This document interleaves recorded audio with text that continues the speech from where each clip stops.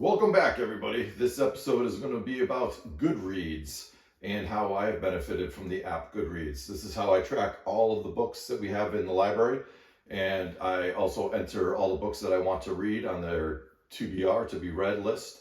And I find Goodreads real helpful, and I know a lot of my subscribers aren't familiar with Goodreads, so I decided to just dedicate a small 10-minute tutorial on all the benefits of Goodreads. And you never know, even if you are familiar with Goodreads, you might pick up on one or two things that you didn't know about. So I really hope you enjoy that. Also, an update on last video, the 9 picks are in. I have 9 viewer picks for their best books of all time, and I have gotten them from the library, so that episode will be next week. And there's some interesting books in there, and some books that I would never even think about reading. And I'm really hoping there's a 5-star book in one of those 9. So stay tuned and we'll find out about that. Okay, without further delay, here's a tutorial on Goodreads. For those of you who aren't familiar with Goodreads, I'm going to do a little tutorial to help you get through their site a little easier and show you some of the benefits of using Goodreads. So basically, I use Goodreads all the time to keep track of what I've read, what I want to read. And as far as the books from our library, I use this all the time to make sure I do not buy duplicates. Because once you get to 300, 400, 500 books, you kind of forget what you have. So I'll show you the first thing I do. Say I'm at a bookstore. I'll go to my search. Now this app is the same as it would be on your phone. And I'll type in open season. And you'll see open season, Joe Pickett #1.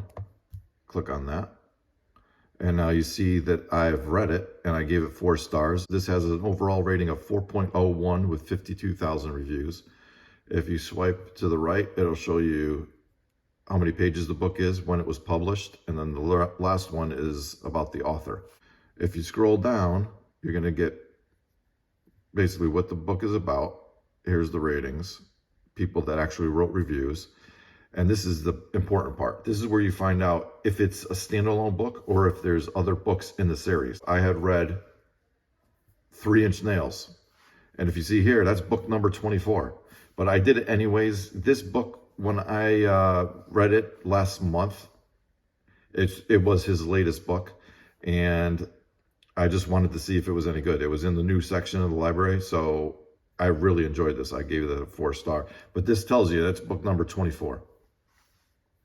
And it would also, let's see if you scroll down, other books in the series. So they'll start at number 1 and it'll tell you every single book.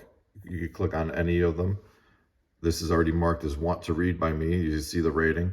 And so you have want to read, currently reading, or you read it. And there's more shelves, like we have a library shelf, so we could log things into our library. I'll scroll to the bottom. This is the only part you guys can't see is the bottom tabs. I'm going to go over them now. So you see on the bottom, there's a home, my books, discover, search, and more. Click on more. Now you see your profile, the top picks for you, the reading challenges, your friends. So what's good about the friends is once you, like say my wife, Sarah, she's on my friends list. I could see what she's reading. I could see what she's read. I could see what she rated each book. And then a lot of times what happens in the friends list, like I have Juliana, I have Jill and Sarah in the friends list. I could see what they're reading. And if they rate something a 5-star, well, then I'm going to add it to my list to read. Reading challenges. This is what I've just discovered and I find it interesting. Here you're going to have what you set for your goal of your reading challenge for 2025. You see, I have 16. I've read 16 out of 140 books read so far. And then down here, this is the community favorites challenge. Now I find I really like this idea because this is how you get to read different genres. So you can see, I'll put on challenge details. I've already read a Buzzy book and I've already read an Era Explorer. I have not read an Epic Quest yet. So you'll go and click on Epic Quest, browse qualifying books, and they'll give you a list of 60 books to pick from. And once you have read one of these books, it'll automatically give you the bookmark for that.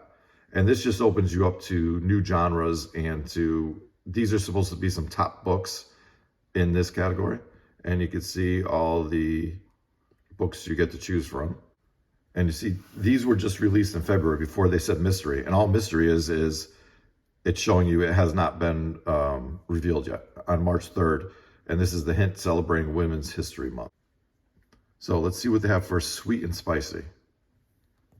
Browse qualifying books.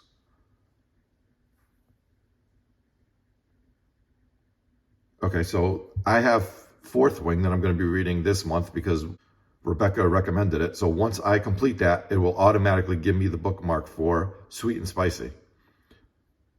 And I did not know Fourth Wing was sweet and spicy. I thought it was just about dragons. But now I'm even more intrigued, so I'm looking forward to reading that. And you see, here's all the list of qualifying books for that. Now, if you've read one of these last year, it doesn't count for this year's. You have to pick a different book. Here's the other cool thing. If you go to 2024 Choice Awards, here's all the winners of the Reader's Favorite Choice in all the categories. So if you're ever looking for a great book to read, chances are these are good. Look, God of the Woods was recommended to me. I already did a review on the women. I know Sarah has read a lot of these. But then say you like a specific genre. Say you're a historical fiction person. Click on historical fiction.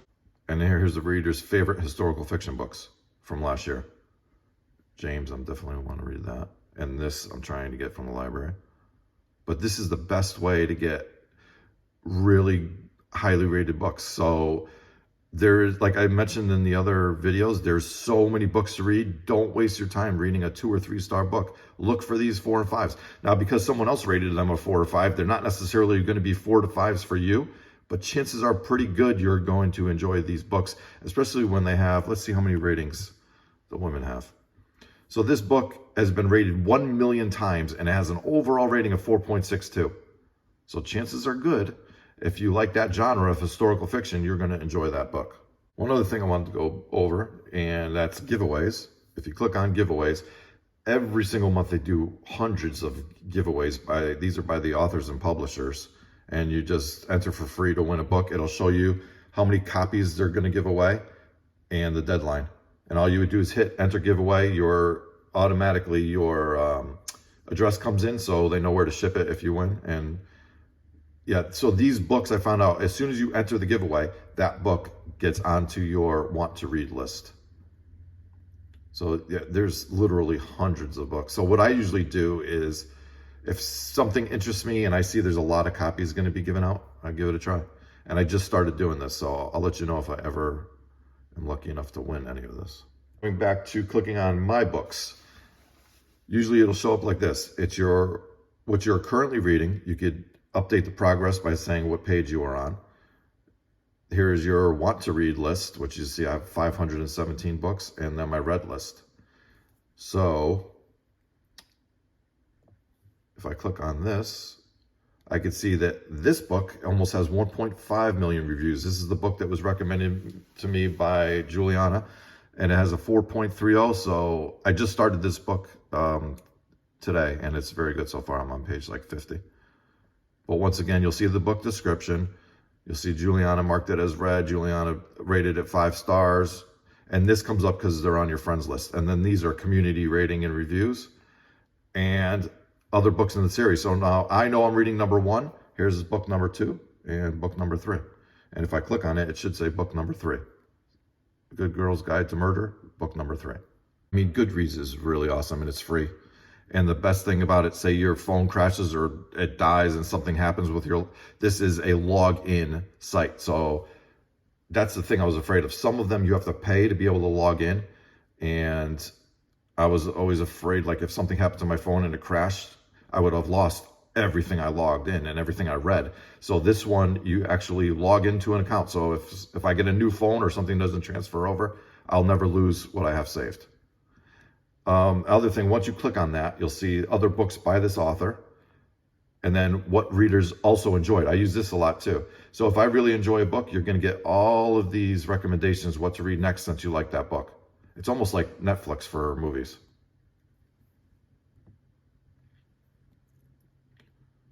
Okay, and then scrolling down here, you'll see I have my reading challenge that I already went over. And now 2024, this was my year in books. I read 26 books in 2024, 9,661 pages read. This was the longest book, the shortest book. It'll show you your average length in book. My average rating was a 3.6. This is the highest rated.